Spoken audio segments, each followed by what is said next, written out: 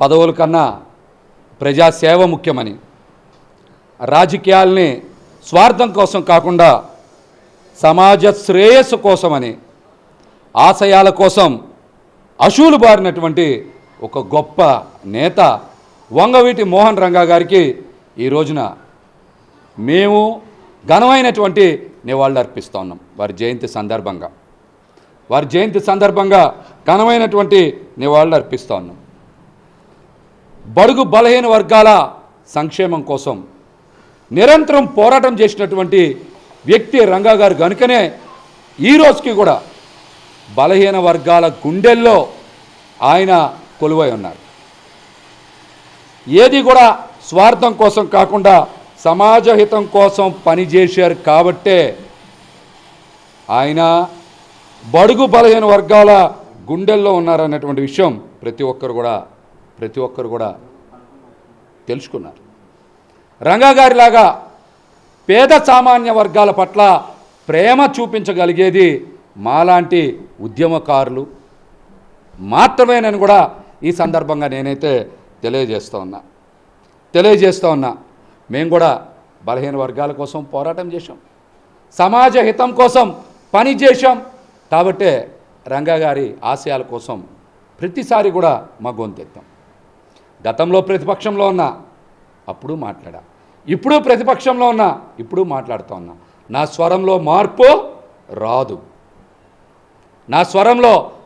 రాదు.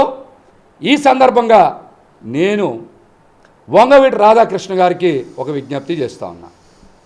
గతంలో మీరు ప్రతిపక్షంలో ఉన్నారు, ఈ రోజున మీరు అధికార పక్షంలో ఉన్నారు. రంగా గారి అభిమానుల బాధ్యత మీరు తీసుకోవాలి. రంగా గారి అభిమానుల బాధ్యత రాధాకృష్ణ గారు తీసుకోవాలి.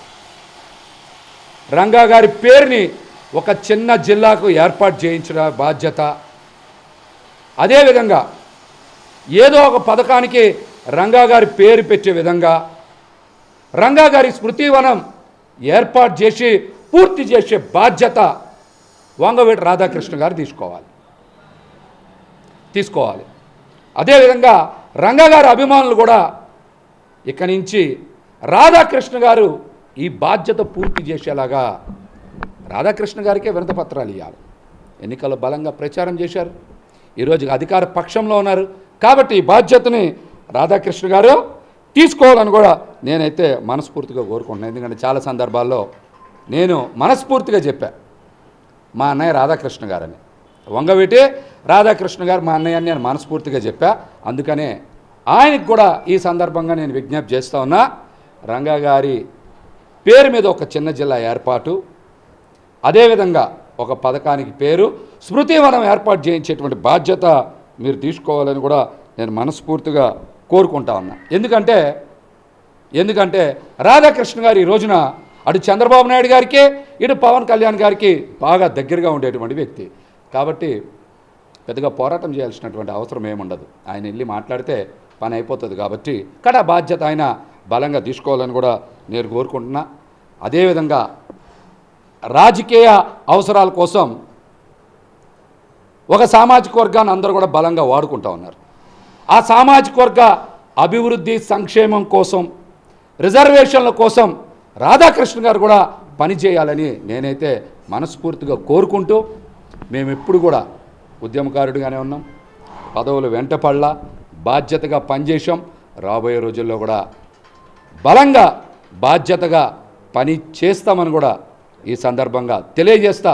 మరొక్కసారి బడుగు బలహీన వర్గాల ఆశాజ్యోతి వంగవీటి మోహన్ రంగా గారికి ఘనమైనటువంటి నివాళులు వారి జయంతి సందర్భంగా తెలియజేస్తాం.